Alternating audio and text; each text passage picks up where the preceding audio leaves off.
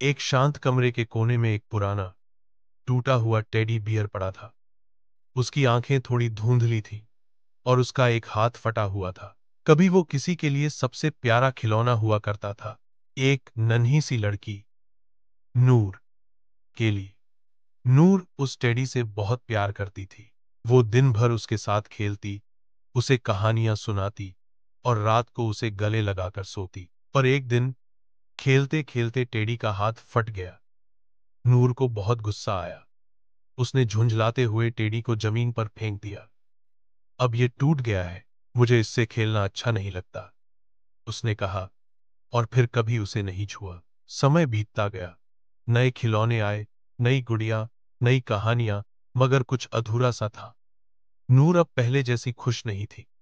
हर चीज से जल्दी बोर हो जाती और हर नई चीज में वो सुकून नहीं मिलता जो टेडी के साथ था। एक दिन बारिश हो रही थी। आसमान उदास था और नूर भी।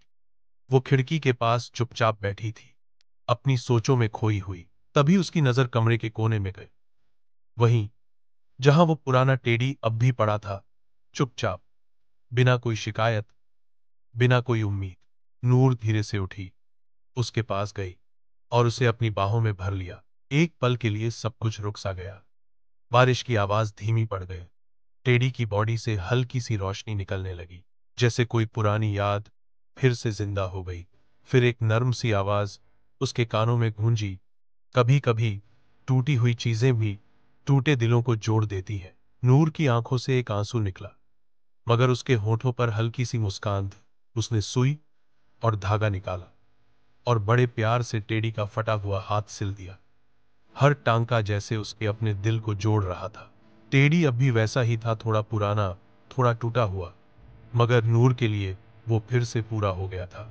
क्योंकि प्यार में परफेक्ट होना जरूरी नहीं होता, जरूरी होता है दिल से जुड़ा होना।